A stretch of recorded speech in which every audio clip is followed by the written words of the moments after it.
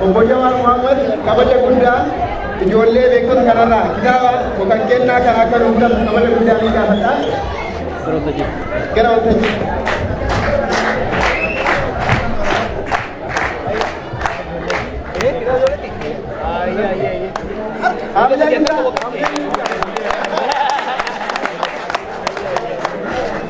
Akkam baay'atan arrammoo hedduu walirratti fakkaata. Dugaan baana baran nama Amsterdam kagar baay'atan akka argee beekan.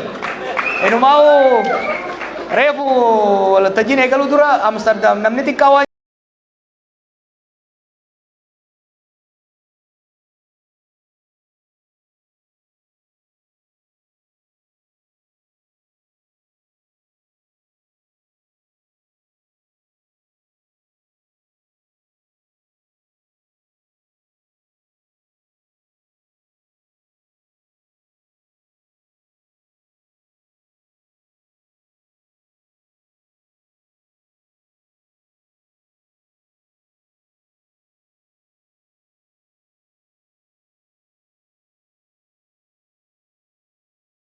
واتين أوفو اتين دبلو اتين فالمو غرب راتين نفط هم درا نفط كناف حواسني كينيا جباتي تكون ما ساجم ساتي جالها ساجم ساتي ببلتي والدقي سيسي وقع كانت أبسان والدقي فتو في ولي أمر مقار قررو حمله قدانو خنا يجو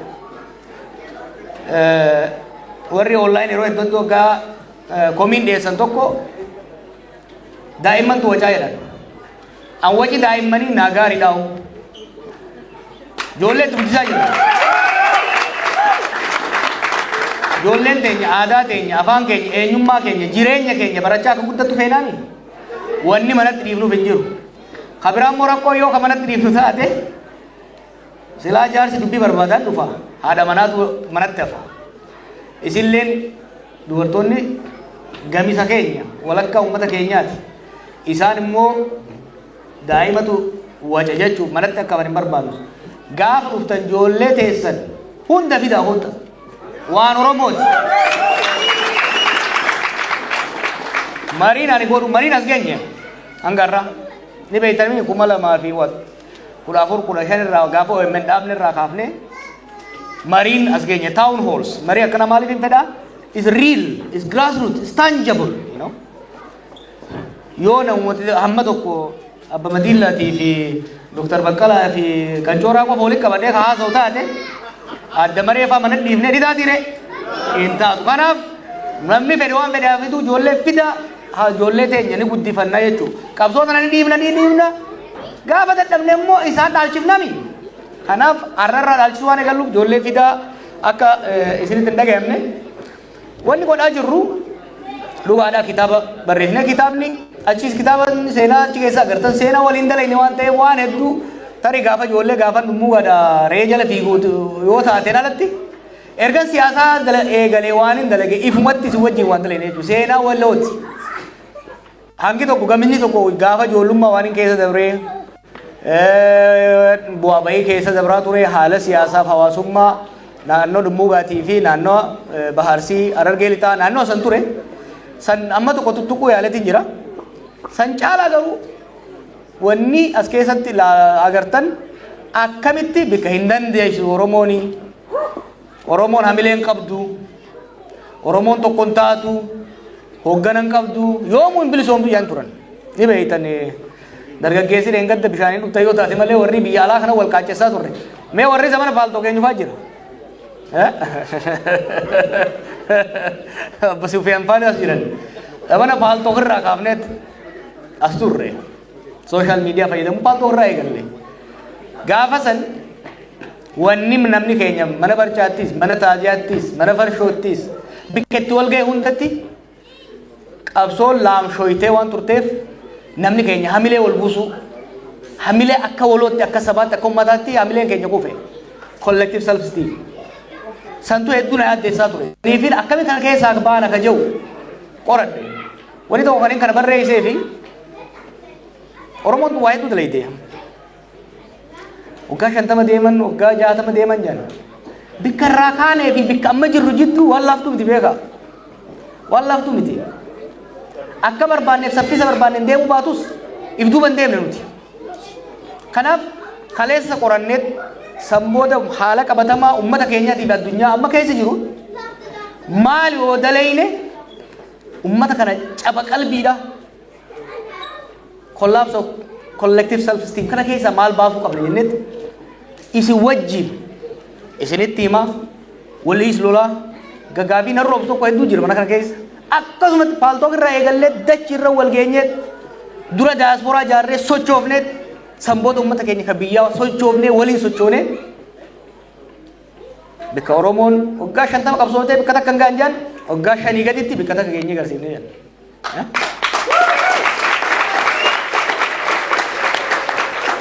Akka durarra wallaan Oromoon uumaa dalaguu hin dandeessu jedhan.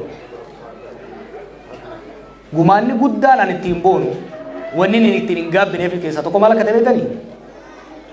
Oromoon hin dandeessu, Oromoon qabsoo hin dandeessu wajaan san Oromoon qabsoo ni dandeessii miti. Yeroo gabaabaa keessatti saffisa firaa fi diinas rifachiiseen bakka akka geessudha. Kitaaba keessatti illee tuqee jira qoosaa tokkoon isa hima. Qabsoo finiinsinee jara wayyaanii wajjin negoshee goone walii galee aangoo kan nuudhaaf jarri. Jara biyyaa yaameetiin aboogaa dura warra biyya alaa kan walitti qabuu yaallaan hin taane ni beeytanii. Boodarra warra biyyaa saniin aboogaa dhufte aangoo tana ni fudhattamoo jennaan. Ati ammallee bar qoosaa jaalattaa naan jedhan. Mootummaan akkana kuftii nuu keessa jira. Argu jirra kufuun kaanee kadhadheetitti kennee bar. Warra irra xarraqa jiru kan. Literally. Hin dandeenye san hunda goonet yeroo gabaabaa keessatti saffisa ajaa'ibaatiin jijjiirama fidu. Caba hamilee caba qalbii san wal'aanuu dandeenye jechuudha. Was my biggest contribution and something I'm proud of. Now, ammoo maaliif kaatee dubbattaa ka jiru Oromootu bikka sanitti deebi'u jira. Saba keenya uummata keenyaatti bikka sanitti deebi'u jira. Kalee sababa laamshayina mooraa qabsoo keessatti jaarmaa qabsoo keessatti uumame irraa kaka'e Oromoon waliin taatu. Oromoon qabsaa'uu hin dandeessu. Oromoon hin bilisoomtu jechaa turan. Oromoon jijjiirama hin fiddu. Amataa gadaa akkuma dhiitamte itti fufti. Miliyoona 50 taatee miliyoona 5 gamaa gamana dhiifamtu. Akka akkas deemaa ture gaafas akkasiimi. Har'a hoo Oromoon bulchuu hin dandeessu. Biyya jaaramteetti kennite waliin diiguu jiran.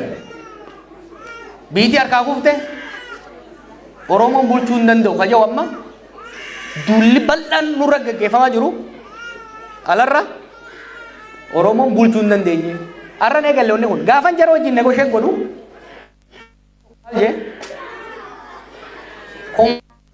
hooma ijoolluma akka konjooraa kana waan qabadhee dhagaa beekta. Maal barbaaddan jedhan? This is I think 2015. Maal barbaaddan jedhan? Aangoo barbaaddan jedhan. Aangoo tam kootu maal kaabinee ta'uu barbaadda? Ministeera ta'uu barbaadda? Oromiyaa irra barbaadde lakki guddooma barbaadna Toophii matana bulchuu barbaadna Abu amma onni akkasiin qabu gaafa dardaraa sana onni ajaa'ibaatiin qabu aangooma barbaadna we want the prime ministership biitii tunnuun malti bulchuu qabna amataa gadaa dhiitamuu qabnu maal jedheeta kofleetii ati anjamaa goote je Oromoon biyyaa miti waluu bulchuuf qophii miti je abora geenye hanga keessan kana hayyu Oromooti miti harree dhummuu gaatu yoo dhuftanii bulchiti jeetiin itti dhaadadhe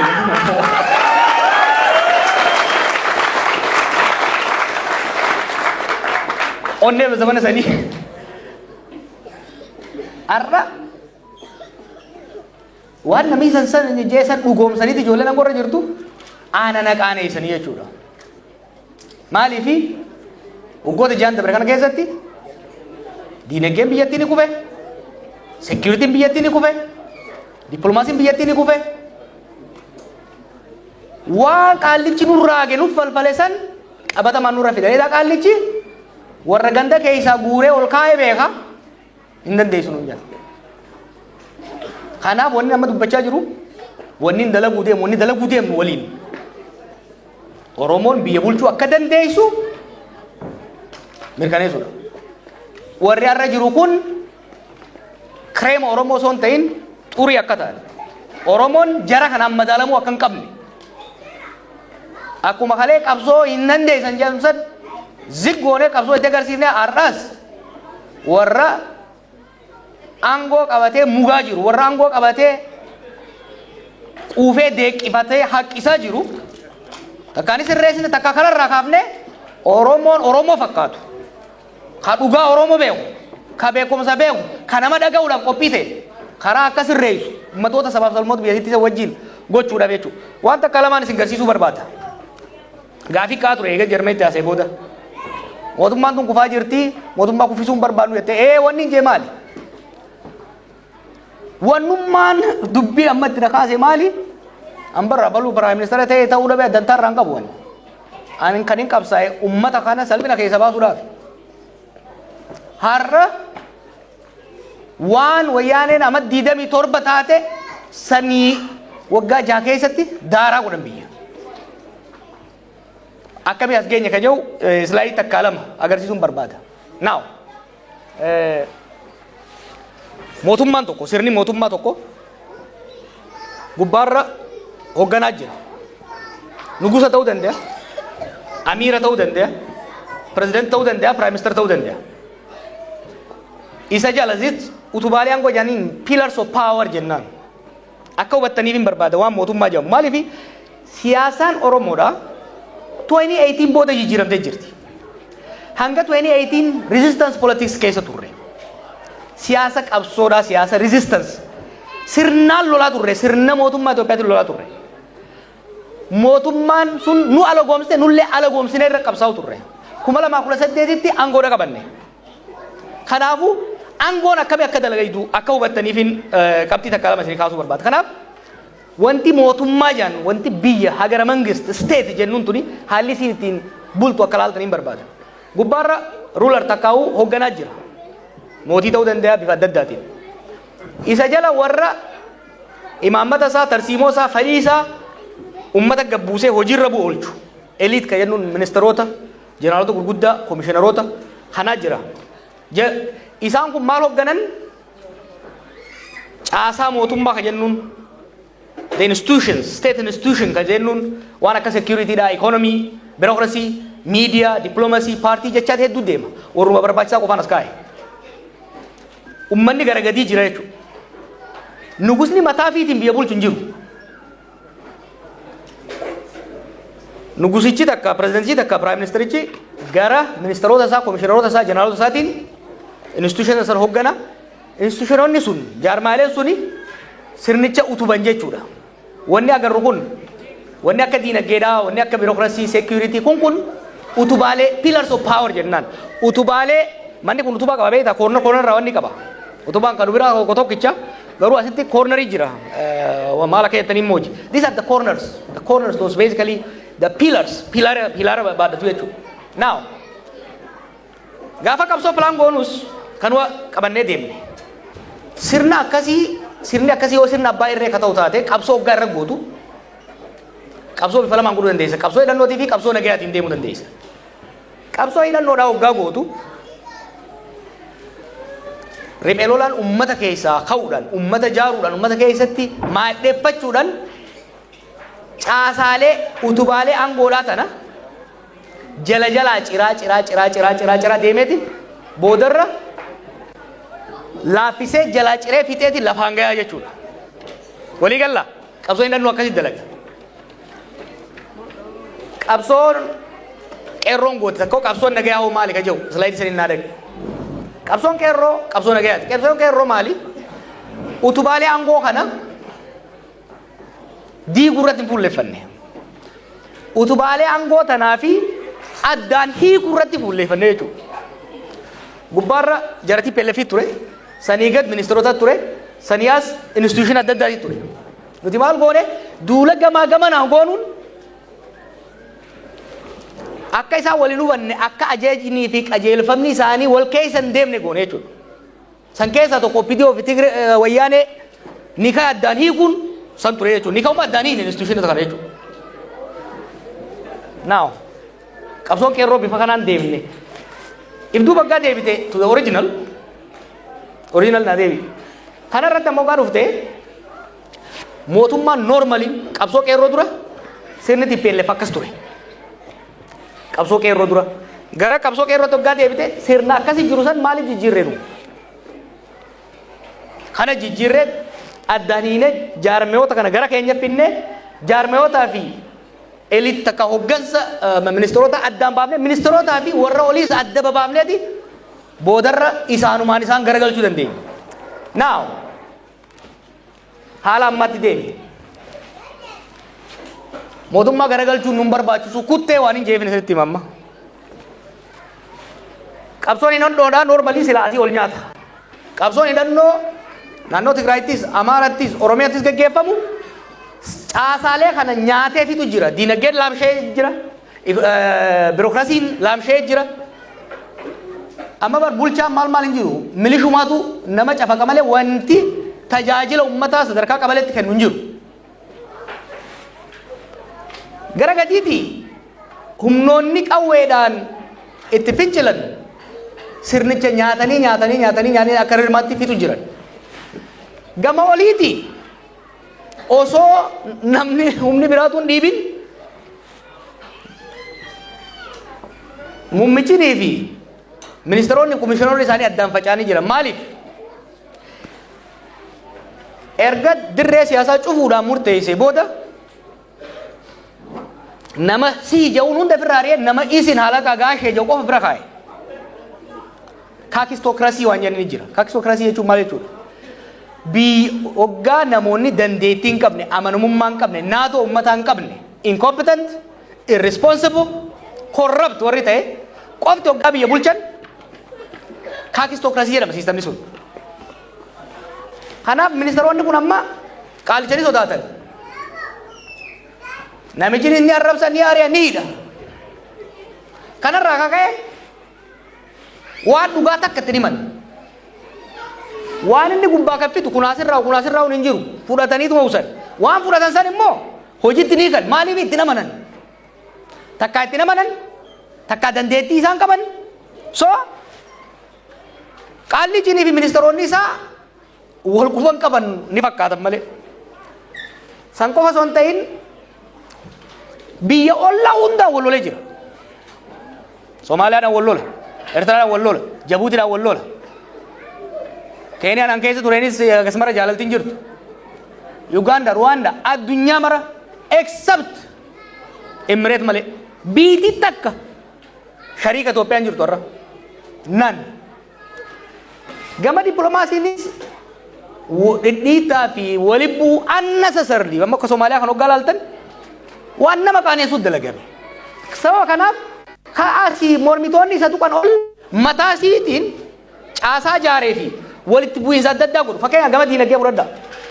Diinagdee maaltu laaffise? Diinagdee kan laaffise inni guddaan lola. Garuu waan lolarraa hafte akka waan biitii sun quuftee maallaqa bika geessuudha keesse yoo nan beekuu baadhe malee biitii sun gaaza lafaa ba'u ka gurgurtee maallaqa bika geessuudha hin qabdu. Masaraa mootummaa ittiin ijaara. Riizoortii isaa fi namoonni muraasni qofa itti bashannanii ittiin ijaara. Maallaqni lolaan dhume. Lolli maal godhe? Qonni akka hin dalagamne godhe. Ganda keessan bilbila gaafadhaa. Keessattuu isin daasporaan waggaa biyya dheeytan. Finfinnumaa fi Adaamaa fi Dirree Dhawaatti qamaatanii dhuydanii jaartii fuutanii hin galina. Ganda keessan dhaqaa galaati ilaala uummata. Namni bahee galaan jiru dalagataan jiru naganni hin jiru. Asal lafa daba jidduu isaa qulla booda himuun hin jiru. Naganni dhaabate. Investmentiin biraa haaraa dhufuu dhiisi. Biyya keessaa'u maallaqni bahee dhume. Sababa lolaatiin jechuudha. Lolli diinagdee cal godhe hanga irraa hafte xiqqashoo takka immoo qisaaseetii itti taphatu jira jechuudha. Saba kanaaf dalagaa Abiyyii fi dalagaa mormitoota qawweedhaan lolaa jiraniitiin utubaalee aangoo inni jennuun kun yaratanii addaan babayanii addaan fofottoqanii jiranii jechuudha. Kanaaf mootummaa kuffisuu wanni jedhamu piroojeektii ta'uu hin danda'u. Kutee jira jechuudha. Sirna kute. Sirna kute kana maal wanni ammaa osoo jiru. Itti dhiibnaan ni kuta. Take my word to the bank. I study this for life. Ni hubadha. It is gone. Garuu sirni ifirraa kombol jee kutuu miti kun. Maaliifi biyya nyaatee fixee jira. Wanni ammoo waachaa jirru tokko maqaa keenyaan waan reefu jee. Bar kaleessa Soromoon hin bulchitu jenne hin dandeessu.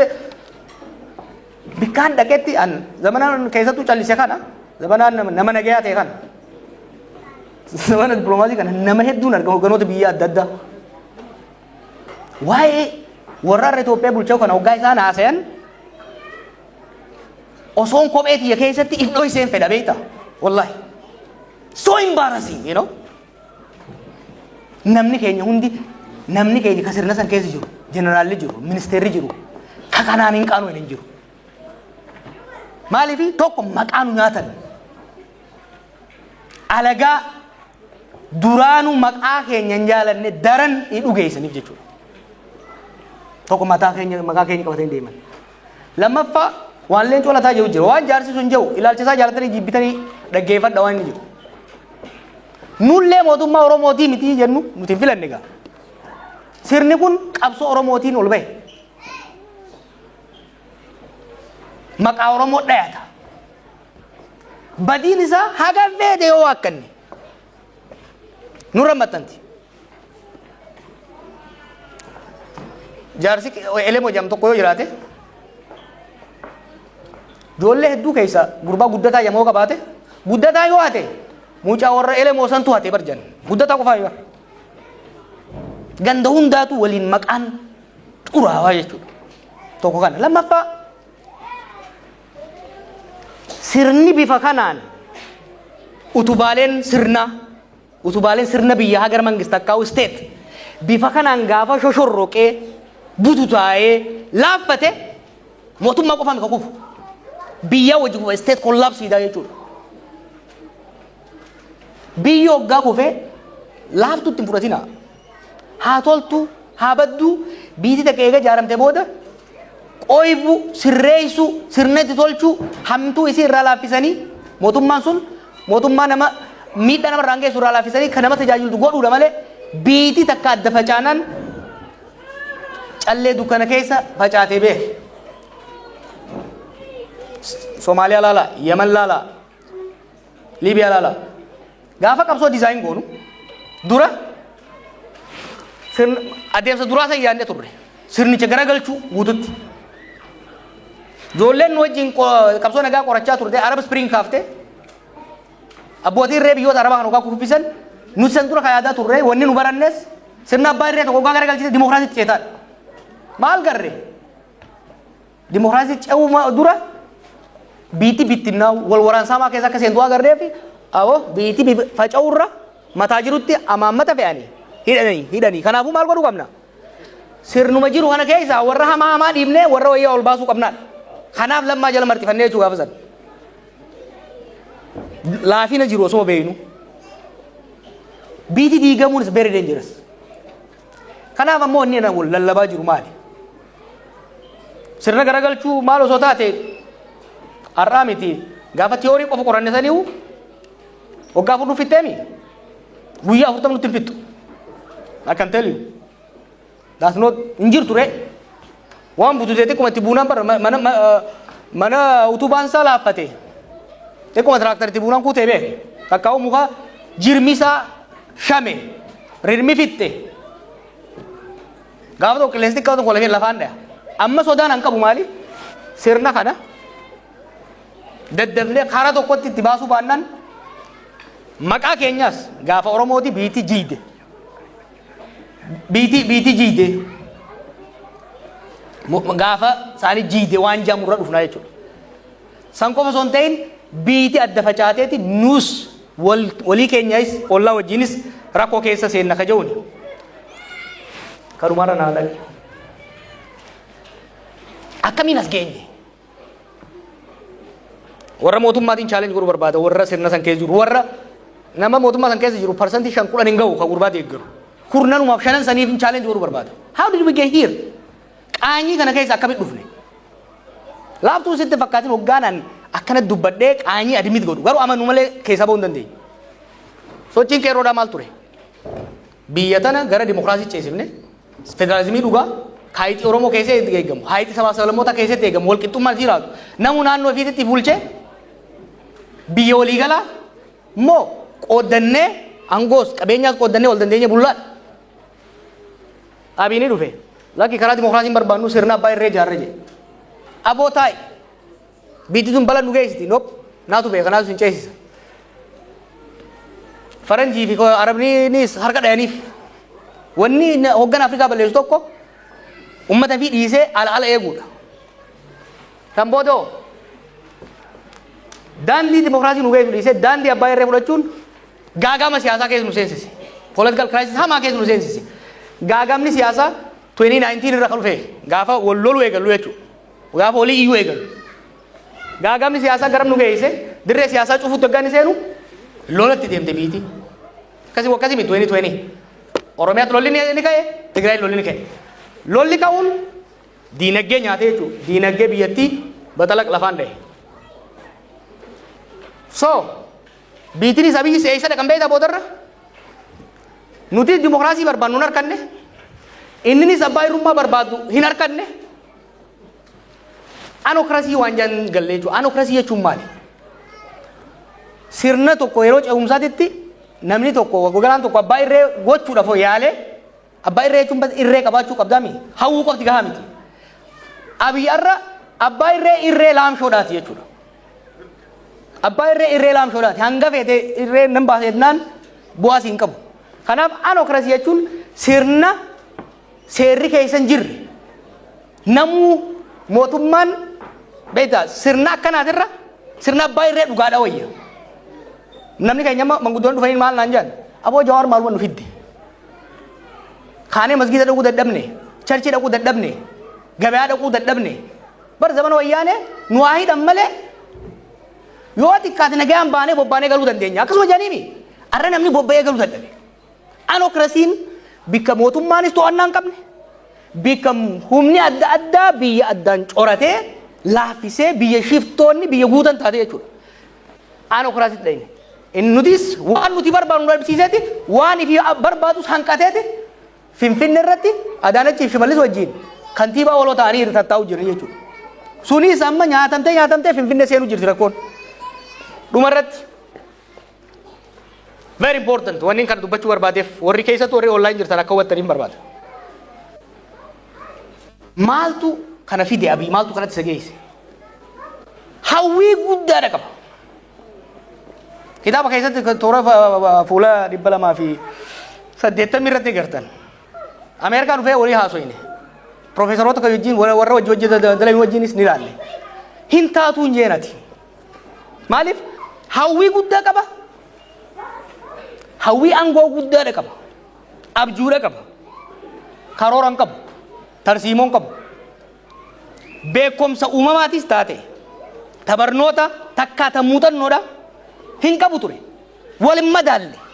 hawwiin isaatii fi hanqinni hoggansaa inni qabu walii dhufeeti biyyattii balaa hamtuu tana keessa geessee jechuudha.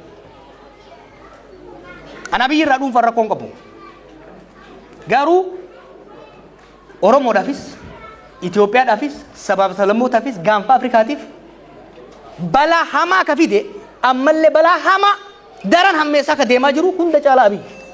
Namoonni naannoo isaa jiran ka gorfaman sirraan hanga tokko ni jiran. Ka barachuu danda'an ni jiran. Inni garuu namni bara amajjaa keessatti wayyaa deemuu danda'uu qaba. From day to day amma faa kophaasaa biyya gubattee taa'u jirtu inni jidduutti addoolaa takka jaarratee bashannanuu barbaada. Kun ta'uu hin danda'u. Dhaamsi an uummata Oromootiif qabu. I want you to have discussion. Salphannee salphina hama keessa jirra. Salphannee biyya salphisu jira. Kun waa'ee nama tokko waa'ee nama lama waa'ee kaanii miti. Mari'annee akkamitti as keessa seenne akkamitti keessaa baana nama tokko jecha sabni guddaan kun qaanaya nama tokko jecha biitii guddoon tun biitinnooti. Kana keessattuu warri naannoo san jiran gaafachuu danda'uu qaba. Maaliif tanaan hin fixa? Qondaala isaanii tokko harkeetiin ture gaaf tokko. Waan amma isinitti himu kana keessattuu maal himaa ture beek? Maal jaan waan isin jaan kan naan jee akkamitti mootummaa Oromoodhaa kana kufiif naan jee. Booda ga'een jeen mootummaan kun muka kana yoo ta'e mana kee dura mukaa jira. Rirmi isaa nyaatee qilleensi kuffisuudha yoo deeme nyaatee jira kufuuf deeme. Hanga tokko akkama anis godhaa ture gamaa gamana baallaa tokko muka tokko miccinaanutti goonee dhaabnee tursiisuu dandeenya. Gaafa tokko garuu qilleensi ni dhufa. Qilleensi gaafa dhufe mana keetirra fideeti ijoollee teetii fi sillee gaddaafa. Sana eeyitamoo muka kana osoo qilleensi dhufee sirratti hin kuffisin ji'a takkaa'uu kallattii mana keetirraa faallaatitti akkasii ta'utti gaafa kufallee irraa dhodhoofattellee mana ittiin ijaarrachuu dandeessutti kuffifatta. Gaafiin an ijoollee bilisiginaa keessa jiraniif qabu gorsaan isaanii qabu kana warra Amsterdam hedduu galatoomaa hedduun isin jaaladha. Nagaan na tura.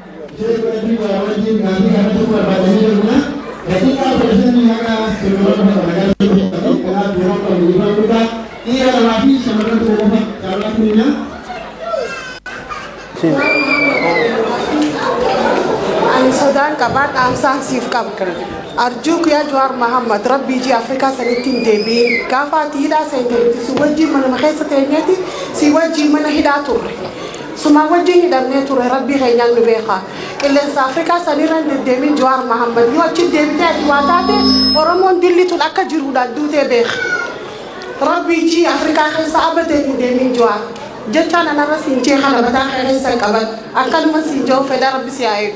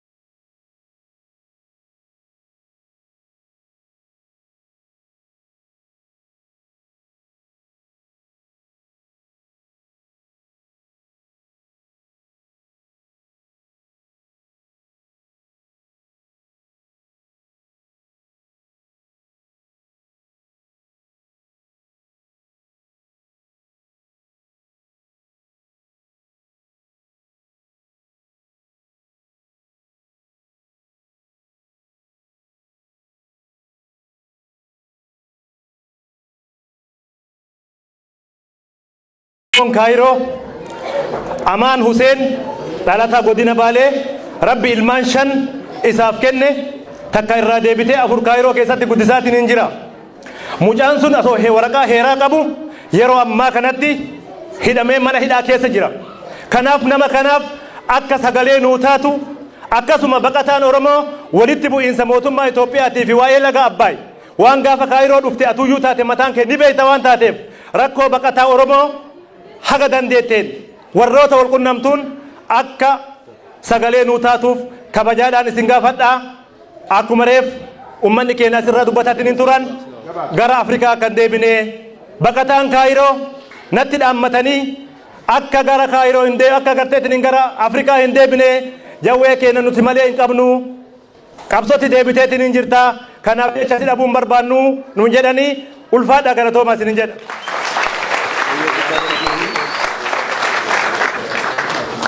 Waliigalteen biyyaalessaa osoo hin xumuramini ijaarsi dhaabbilee yookiin jaarmiyaa milkeessuu danda'ama kan jedhudha gaafiin tokkoffaa. Lammaffaan ammoo qabeenya dilbiisu akka biyyaatti qabnu marmartoo hiyyummaa fi doofummaa keessa maaltu nu galchee ijaaramuu dhabu moo ijaaramuu biyyattiiti kan jedhu gaafiin lammaffaan. Sadaffaan qaala'insa jireenyaa maaltu fidaa kan jedhudha. Afraffaan ammoo gaafiiwwan araarri mootummaa fi naannoo Oromiyaa kan waboo wajjin qabu maalidha? Kuwwan kan bosona jiranii fi kan galan maalidha? Isaan sunniin addanuu fi hin galle. Warroonni biyya galanii warra shimallisiiti moo waboo shimallisiiti moo kamidha? Nuboo kabeen namootu orjinaala beennaa waan ta'eef sun sanillee ifa akka nu gootan isin gaafannaa. Inni dhuma ammootuyyuu anis akka yaada kiyyaatitti gara biyya sugaluu dhaabattanii isinin jedha. Galatooma.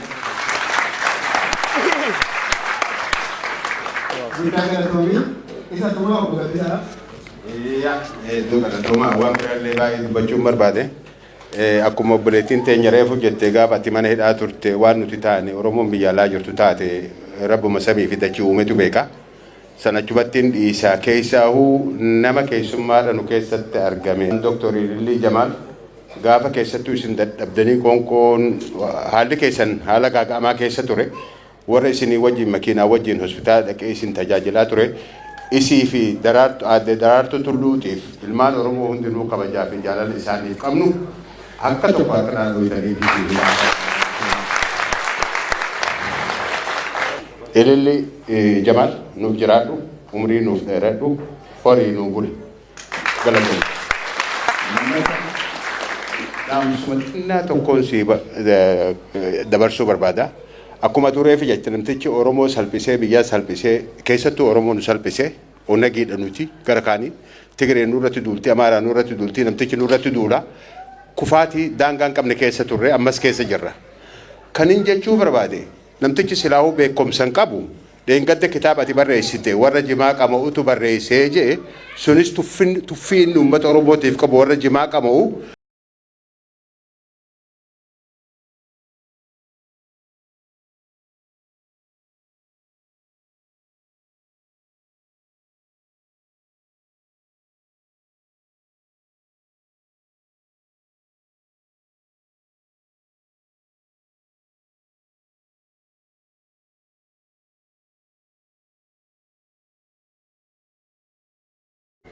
Amma leeti deebi yoo caraa argatte karumate heenu ummata dhiiraa ka biyya Itoophiyaa daawwachuudhaaf dhufe harka qabatee isaas afargi qubeetti keeyyate qubee san bakka isin geettee sin beeynu namtichi Arabaa ka fuudhe yoo namtichi bal'aa miti karaarra deema isuma qabatee deema amma dheengadda ka Faransaadhaa ka namni warri hin jirru ka biyya tanaa ka waliin waggaa dheeraa turre waatis daatuun joo maali kun nuun jaan wanni isaatis nu galuu diddee beche diplomaasii eeggadhu sila uumaan beetu xinnoo sanumallee taatu baradhu nama keessummaa si bira dhufte ummatan salphisinii kaan ammoo morma jala seentee morma dhungatinii nu jiiti daruutti ni yaadara.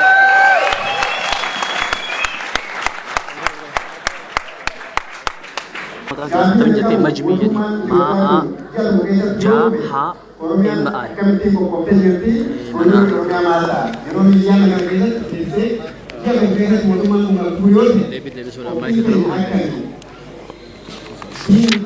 dorgommii qophiin guutuu yeroo akkamii fuuldura oromiyaa kan ta'a kan walitti qabee turreessuu gaafachuu barbaada.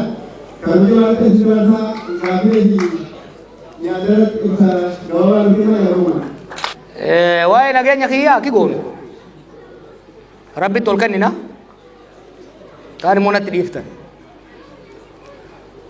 angaalallee beeki rabbumaan as geenye du'aayuma kadhannama waaqaa gaafa tokko naamee siin ajjeesan an jee osoo hin dhamin dura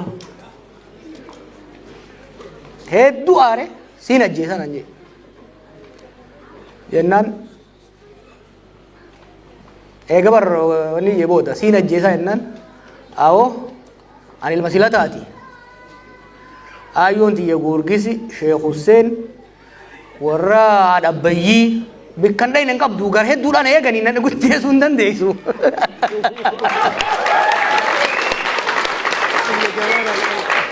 Maqaan kiyyaa'u Jawaara bar Jawaara Sheekh Hussein beektanii dawaa jechuudha.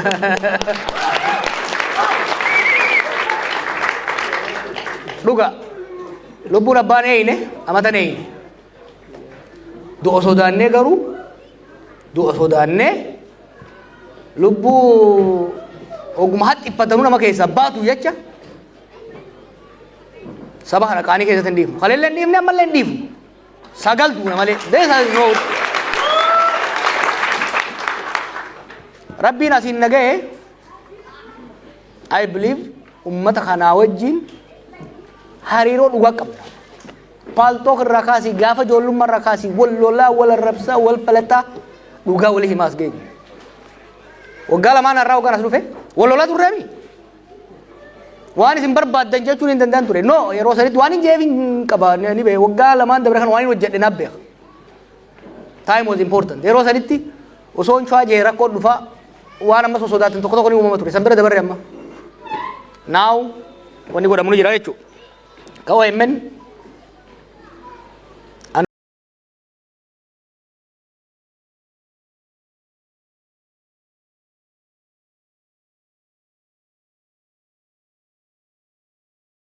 gojo jaartee fiti haaloo dhooftee fi firraa baafta. Daayinaamik ta'uu danda'uudha qaba miidiyaan kamuu. Lubbuu itti guraa jaarmaa siyaasaas haa ta'u jaarmaa miidiyaas haa ta'u jaarmaa kamuu yeroo wajjin iffooyyeessaa yoo hin deemne ni kufa. Kaampanii footoo warri dur kaaftan abbaa dilla footoo dur hin kaatame waan koodaak jedhan tokko beektanii ka footoo ittiin kaasan.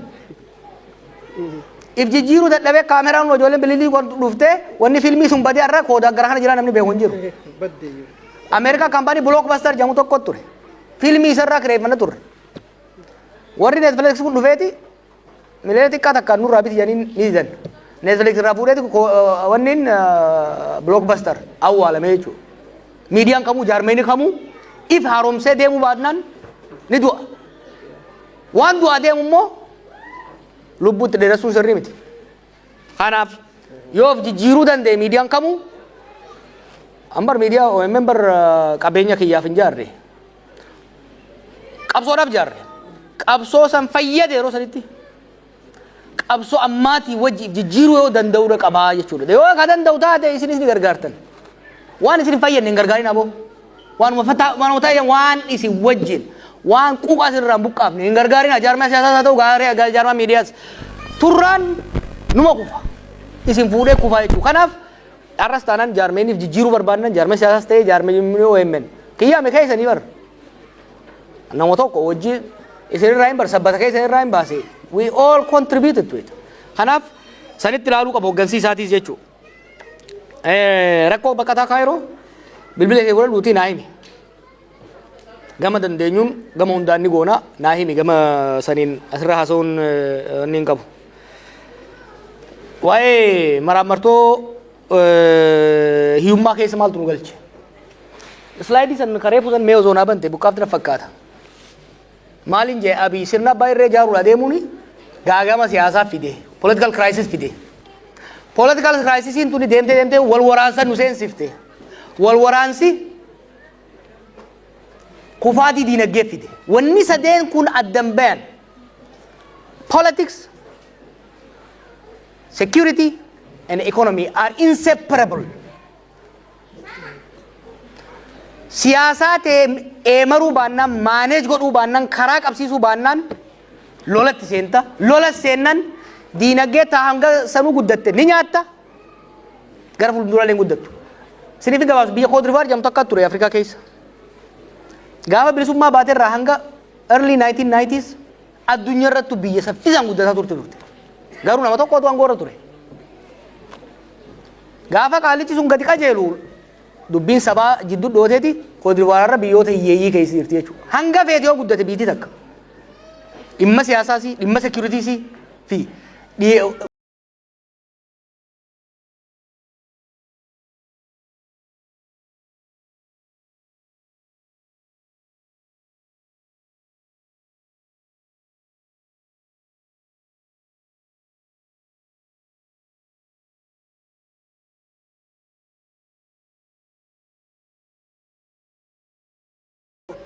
maaliifi bara abiyyi rabbumaatu haafesse malee akka aangootti dhufeen deeggarsa saba hundaa yeroo qabu sanitti paartii kamuu dorgomee mo'achuu danda'a ture bara sirna dimookiraasii ceesisuudhaaf. Bara mallas rakkateeti mallas wanni abbaa irree ta'eef fedheeti miti bara saba xiqqaa keessaa waan dhufuuf gara dimookiraasii yoo dhayne ni mo'amna jedhaniitti qabatan. Kana maaltu cinqee saba bal'aa kana keessaa dhufe ummata bal'aa kana keessaa dhufe Oromoo qofaami kibbi guutuun kaabninis deggeruu ture. Bolole itti yaanne because he was not mature and he is not maturing, you know. Gara hariiroon mootummaa fi waboo jidduu jirtu. Hariiroon mootummaa fi nama hunda jidduu jirtu hariiroo diinummaa fi hariiroo kasaaraadhaati. Hariiroon Abiyyi ministeerota isaa hariiroo Abiyyii fi Marrootiin adda miti. Sodaatanii gattaan malee hundi osoo hiree argate caakka seena. So kun waan hin beekuuf I can tell you details. Wanni jara affeeruuf maali? Ololaa miti. Mootummaa san keessa abbaan fedhe haa dhufu. Qabatamaan takka takkaan itti ragaa qabatamaa wajjin gabbaasanii.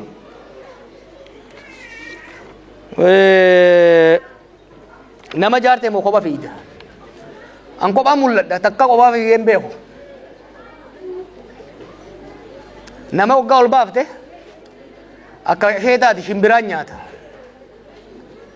Arradhiisi kaleessa gaafa silaa kophaa fiigee sansanuu kophaan fiine akkan kophaan fiine gaafa kaane Oromiyaa guutuu ganda waggaa sochoofnu lafatti mi bara I built that yeah waan qeerroon hojjete san yeroo meeqan Keeniyaa dhaqee yeroo meeqan biyya meeqa dhaqee bara san keessatti ijoollee leenjisaa turan jaaraa ture. Gaafa Singapore baradhu irraa kaasee hanga Ameerikaa jiru hanga paaspoora kiyyan irraa fudhatanitti every year Itoophiyaan deeman ture qorannoodhaaf jedhee niin qoradha niin leenjisa niin jaara. Amma faamoo akka ajaa'ibaatti irraa beek maal seete Itoophiyaa tana dur hoggaan biyya alaa ture fagoo irraa ilaala akkan tana dubraa takkatti. Hoggaan biyya gane bira dhaqeetiin qaqqabadhee arge. Hoggaan hidhamu macaroo keessaa hin ol arge beek. Miila irraa hanga mataatitti jaarree jira nama. Sammuu jaaru jirra sammuu jaarree nama. Waan tokko amma yoo akkana godhan warra kaan isin irraa fudhata. An biyyaan nu harkaa diigamaa sodaadha malee amma booda kabalanii nu harkaa fuudhanii yaadinaa sun. We have built. An kanii yaadda'u fardaan nu jala du'aadha malee fardarraa nu kaasanii jallaa buufnee tolaa qajeelaa irra keenyaadha malee argumentiin jiru san hin yaadina. Kan hoggaan jiru yeroo hunda Oromootu prime minister ta'ee itti fufuu jechuu miti. No, we don't have to, we don't need to. Sirna dimookiraasii keessatti uummanni lakkoo isaa wayyaba.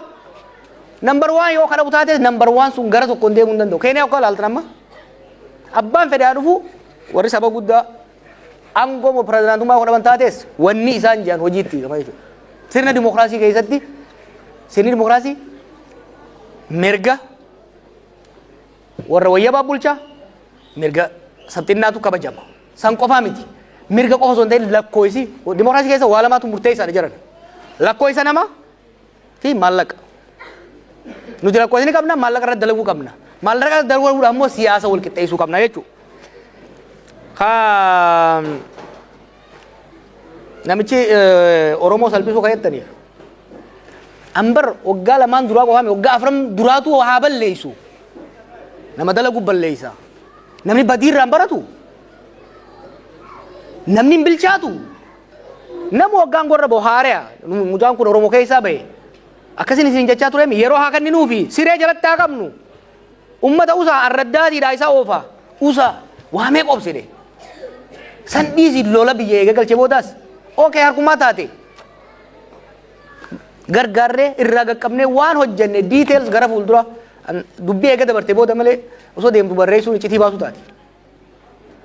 Lola godhamaa kaabaan godhamaa ture san akka dhaabbatuuf waan godhame. Waan xiqqaa miti jechuudha. Ammas maraammartoo san keessa bahuu diduudhaan itti hammaatetti itti sharafteewu itti sharafte. He's not maturing, he's getting worse. Waa'ee beekumsaa irratti tanaan isinii fixa. Beekuu dhabuu isaa qofa miti. Jibba beekumsaa qaba. Waggoota shanan kana keessatti waan godhaa inni ture keessa qabsoo waggaa 50 xureessuu xiqqeessuu Galaasaan gaaf tokko osoo an argu mataa akka lafa qabate. Waggaa 40 maal gootanii jee waggaa inni godha. Balgee cufaa irratti. Galaasaan hoggana best nu barbaanne ta'uu dhabuu danda'a. Leencoo ta'uu dhabuu danda'a. Daawud ta'uu dhabuu danda'a. Garuu isaanirraa magarree bar. Tuffiin inni qabsoo Oromootii qabu.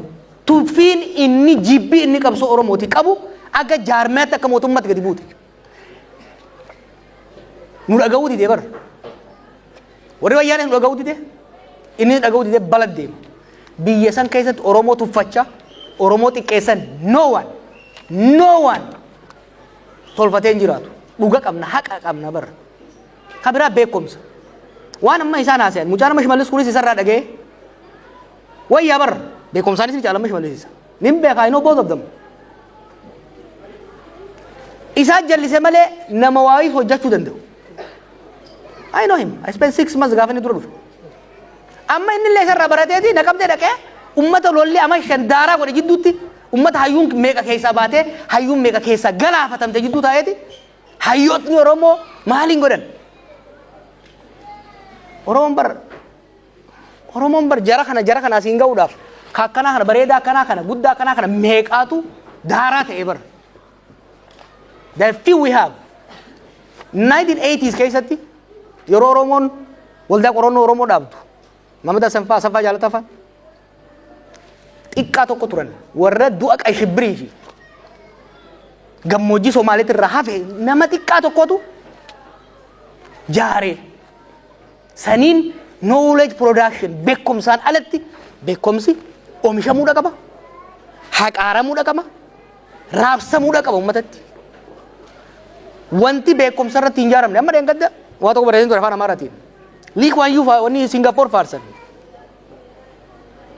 Singapore biyya sammuun ijaaramte beeka. Cambridge barateeti. Tiimni inni fidate hunda top achievers.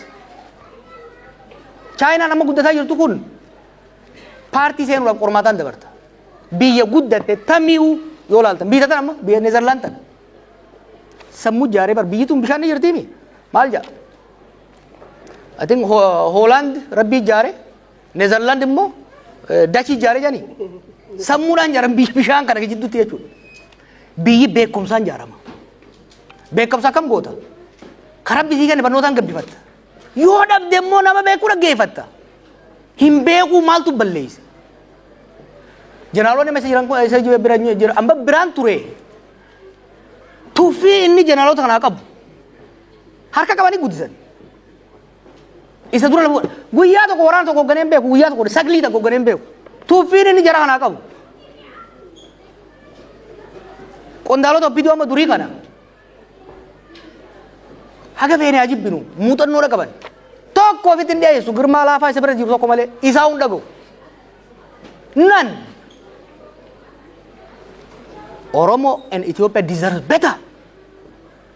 Crisis akkanaa dhiisi biitummaa wal qixxaateewu beekumsa tuffachaa beekumsa dheeffaa ijaaramuu hin danda'u jechuudha. Kana wanni hin jedhu maali? Isa xiqqeessu maaliif miti? I used to tell him this in person. Amma garuu dhaamsi dhumaa asirratti himu an du'eetiin bada malee aarsaan uummanni kun amma 50 godhe biiti carraa meeqa qabdu hiree meeqa qabdu saban maraatummaa nama tokkootiin hin diigamtu jechuudha. Ummanni keenyas hin salphatu.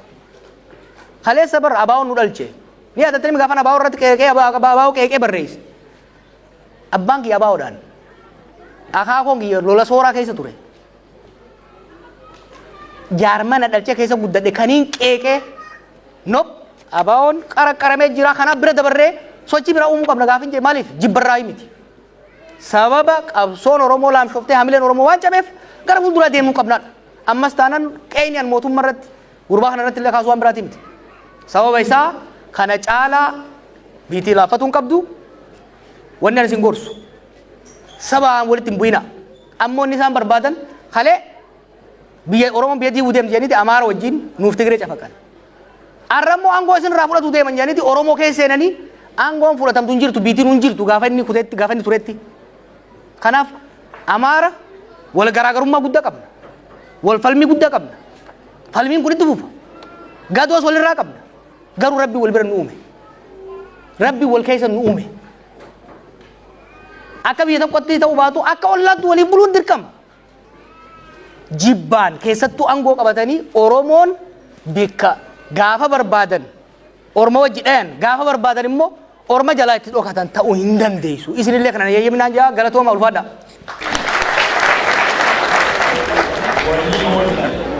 Kardi Rafut. Kardi.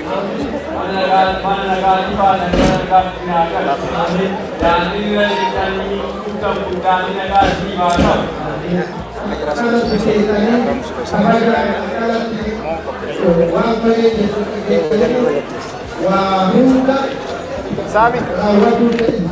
Abdi. Kita memeriksa. Karar.